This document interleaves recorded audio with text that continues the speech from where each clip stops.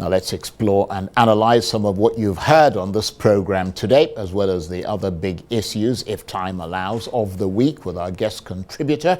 And with me in the studio is the public policy analyst, Chibuzor Okereke. Thank you very much indeed for coming in. Thank you, Charles. Good evening. What's your assessment of what Mr. Yusuf Datti Baba Ahmed has had to say, starting with the assertion of Professor Wole Soyinka that his principal, Peter Obi, is unfit to be president of Nigeria? Well, what I have to say first, what qualifies one to be the president of Nigeria is as prescribed by the Constitution.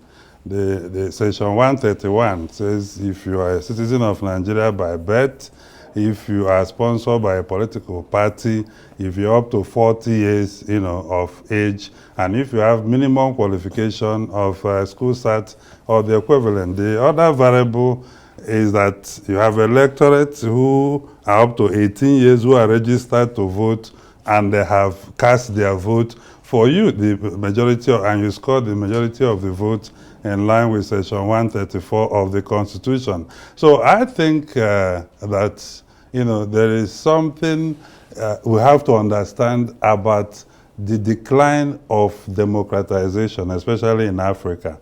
It has given birth to another variable, a concept called the rise of political movement. So people are moving away from political party system because of how regimented and regulated that ecosystem and is. Manipulable it is. So there's rise of political movement arising from a number of issues, coming to misgovernance and other challenges. So I don't think even an attempt by Peter Obi himself to control the political movement that has risen over different issues, right? Just like we had the build-up with the APC, the CPC, NPP, and all that. You remember what happened? The change mantra, the idea, the notion that the serving president at the time was clueless and that he is not able to. So they maintained that mantra and brought about, let us make the change. So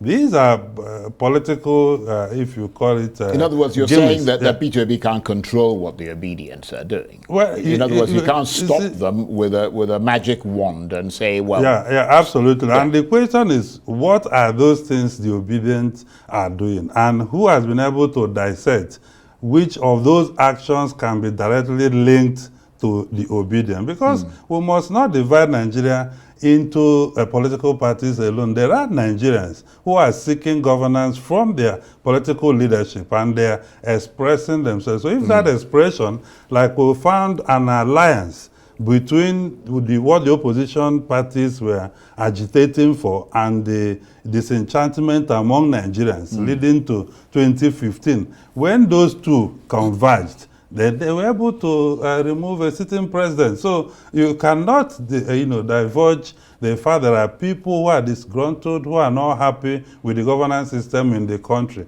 But when you classify all of them as obedient, then you are unable to solve the real governance issues that citizens demand for. I think the problem Wole Soyinka has is that they were directing insults at him. He's getting a volley of insults on a constant basis. And I think he obviously reported that to Mr. Peter Obi, who said that it won't, according to what we saw in that clip that we played, who, according to... Promised to address promised that it won't happen again. But then it continued. And what he's saying is that he brought out his phone and he seemed to be able to have that leverage over those people. So that if it continues, it means that there is some kind of sanction coming from Peter Obi. I don't think so. But I think that we need enough political education for you to know that the Constitution is the ground norm. So if Tinubu is contesting and Wole Soyinka is supporting him he has the right to do so. Right. This is what people need to understand. And then people who don't support them have the right to criticize him. You have to objectively, but you need to have enough political education for people to know how to even criticize, right? So, but that anybody is expressing his or her democratic right to seek for an office does not mean the person is against your future.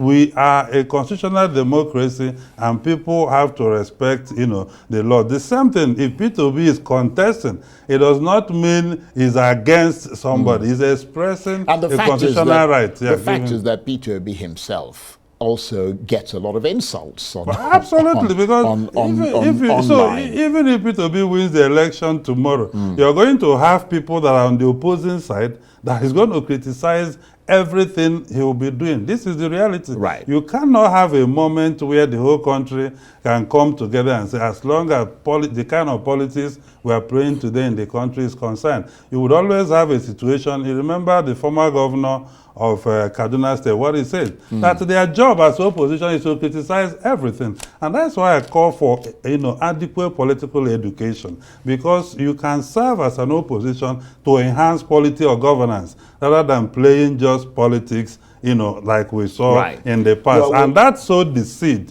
for the kind of things we are seeing today. Absolutely. Well, we've got, unfortunately, I always appreciate your analysis. We've got about a minute or so left. I mean, he talked about a lot of other things, Yusuf Dati Baba Ahmed.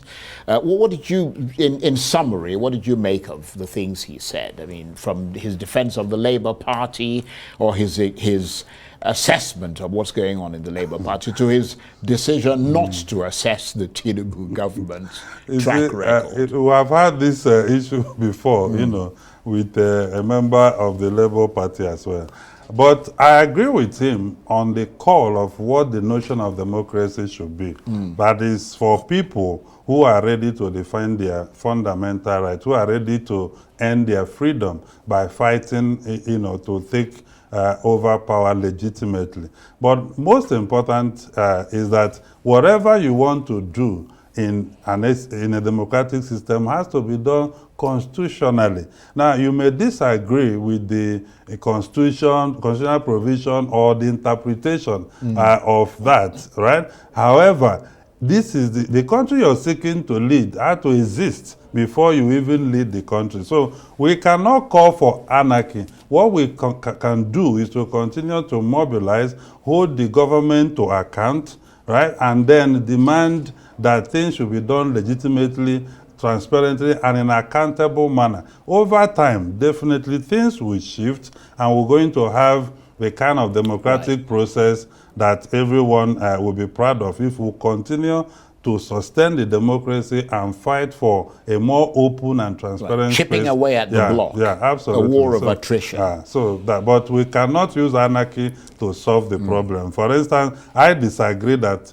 Nigerians should have been mobilized to stop a president from being sworn in. No, he didn't say they should do that. He said they could have done that. So that kind of call is not... He actually thought Nigerians were civilized. You could have been the one. You could have been the one that they declared as the president, and the other party who scored 6 million, and they will mobilize to say, no, we disagree. That's a good point. We will not use anarchy process, we will use constitutional means. And that is how democracy is built. And on that note, Chibuzor, thank you very much indeed. Chibuzor Okereke is a public policy analyst. Always good to have your analysis. That's it for this edition of Arise Prime Time. Join us again next week. From me and the entire team here in Abuja, bye-bye, and thank you for watching.